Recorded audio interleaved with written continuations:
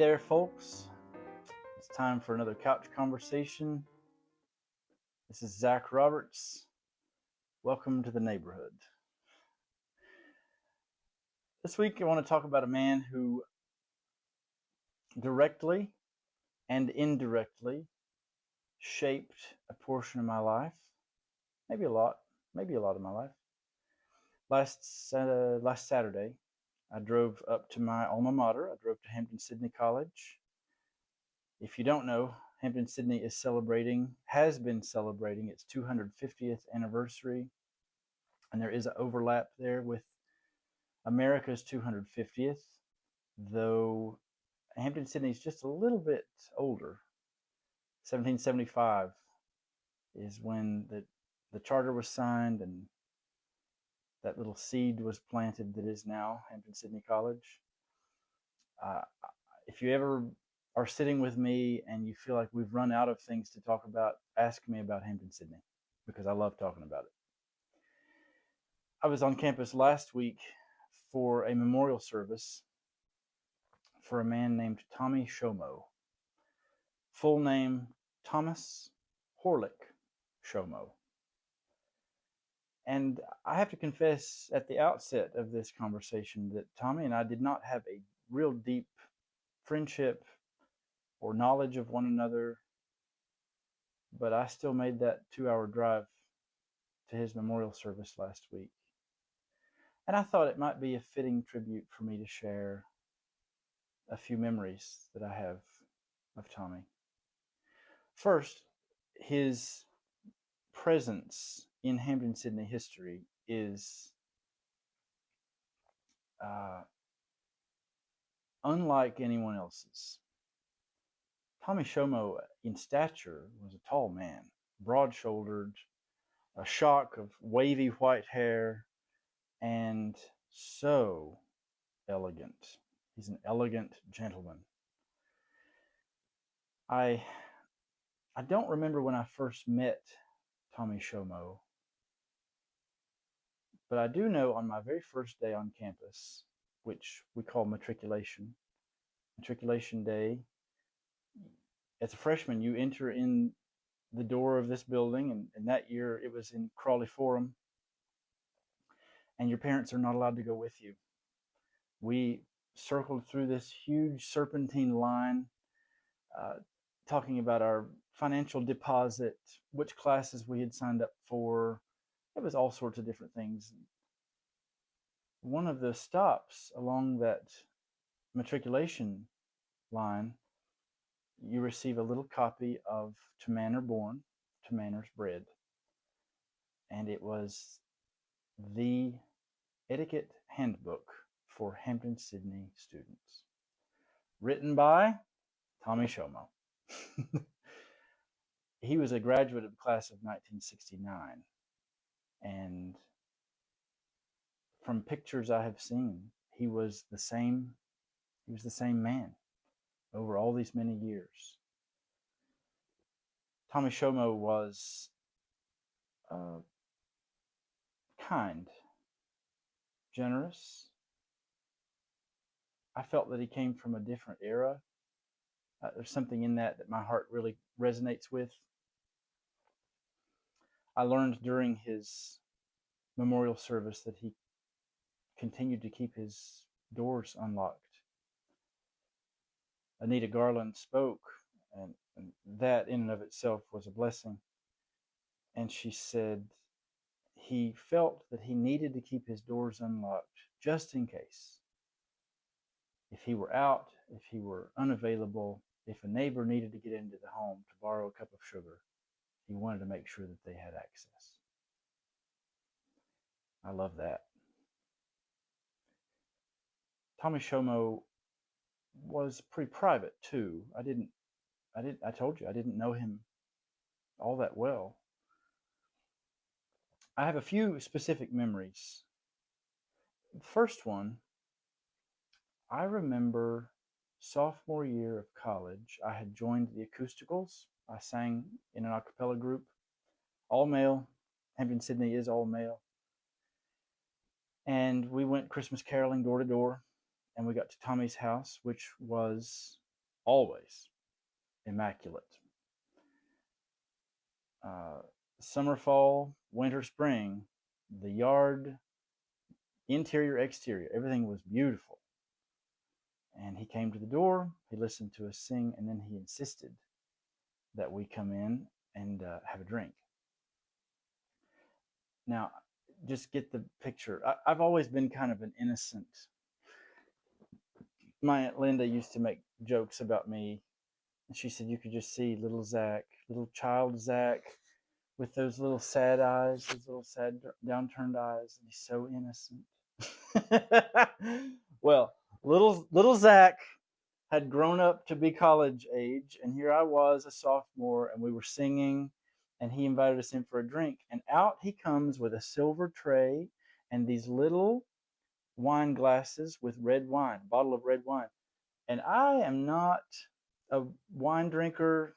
My parents and I were in a car crash when I was very little, hit by a drunk driver, and so I have a view of alcohol that is pretty heavy, pretty severe. And maybe I could do another video on why.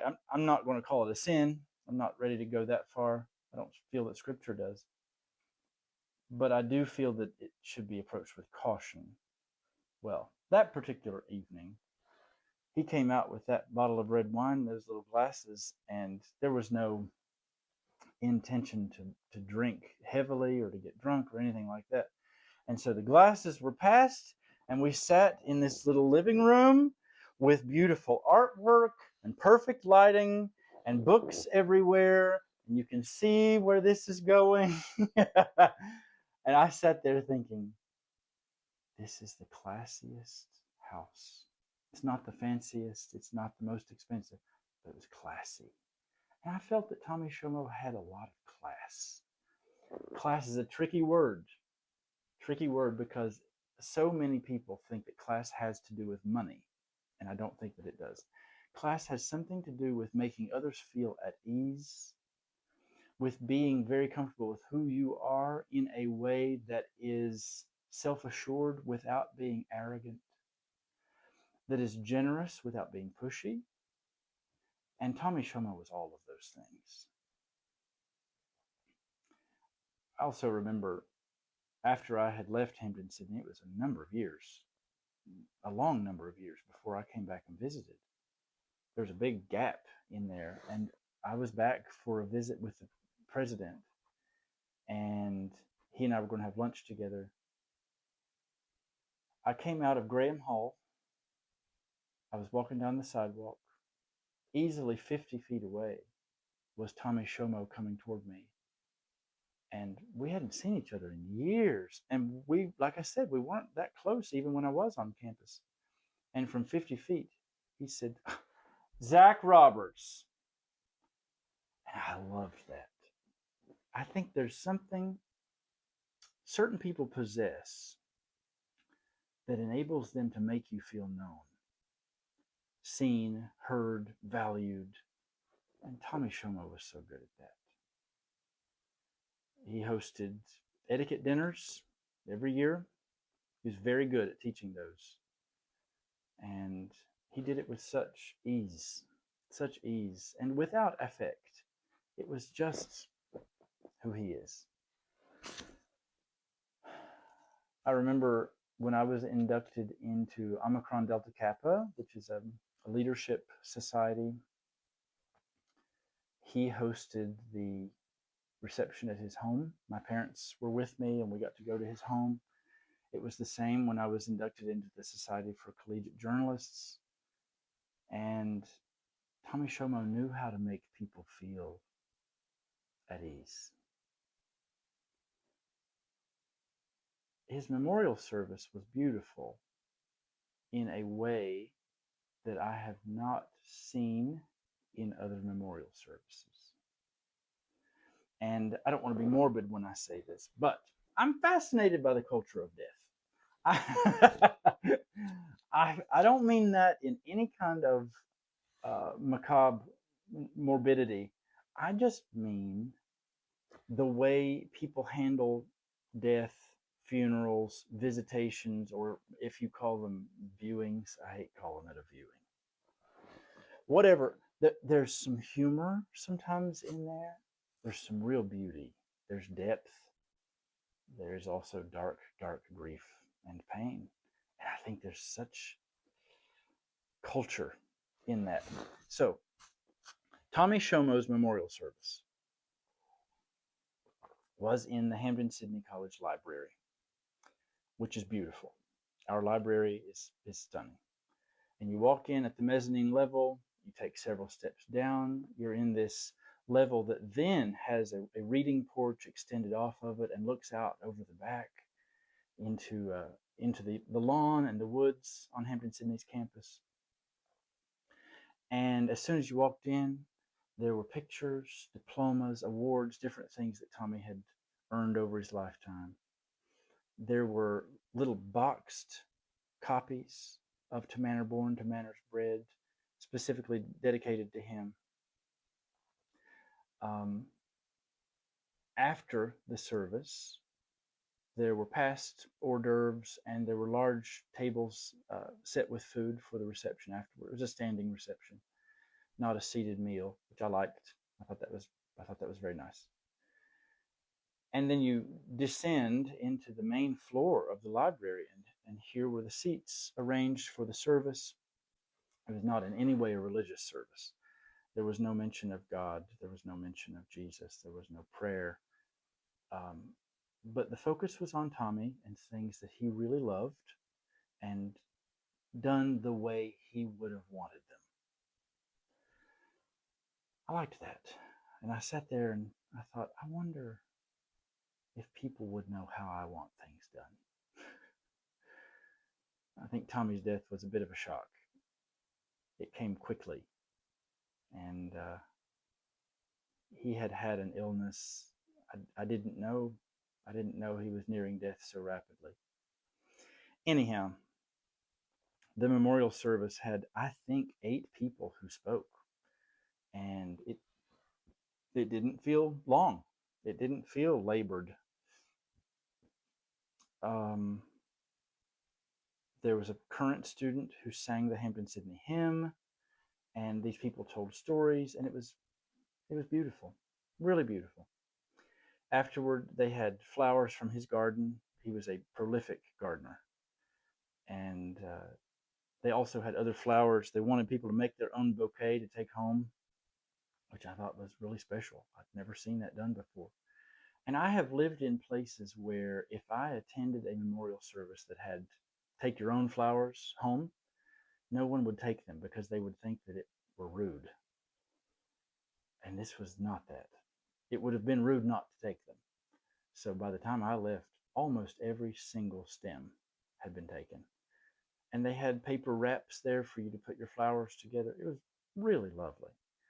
They did a toast using his favorite wine, which, once again, not a wine drinker, but I did have some.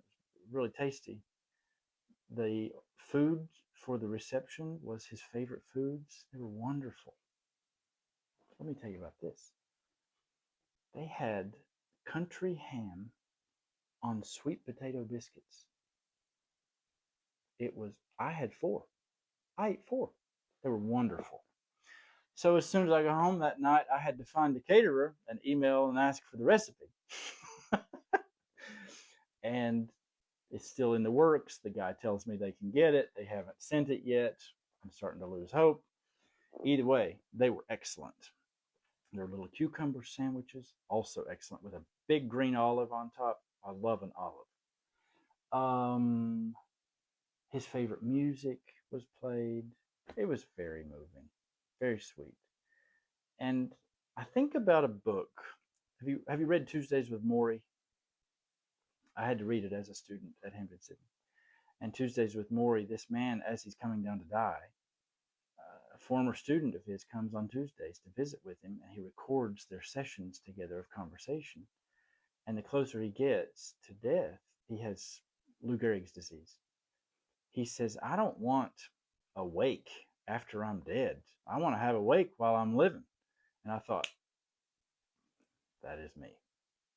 If I knew I were coming down to die, I would want people to come see me while I'm alive and talk about me. And let's get in a great big circle. And I want to hear your favorite memories and funny stories and moving episodes. And let's sing songs together and eat my favorite foods. Now, I believe I'm going to get those things in heaven, but I also think that it would be nice to have them before I'm dead. I began this talk today by saying this is a man who directly and indirectly affected my experience at Hampden-Sydney. And I stand by that. I didn't have a really close relationship with Tommy, but his presence was felt. And he commanded a certain presence in any room he entered, but not by being loud, certainly not by being rude or harsh. He was simply himself. I've told you, I've modeled these couch conversations and my YouTube brand somewhat after the late Fred Rogers, Mr. Rogers' Neighborhood. And he had a phrase he would use: I like you just the way you are. And I think something I'm working on in my own life. Scripturally, as Christians, we're told to love our neighbors as ourselves.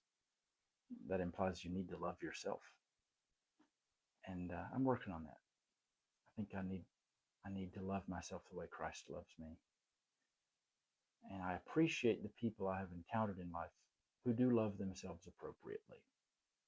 Obviously, we know some people who love themselves inappropriately. They love themselves in an arrogant way, in a myopic way.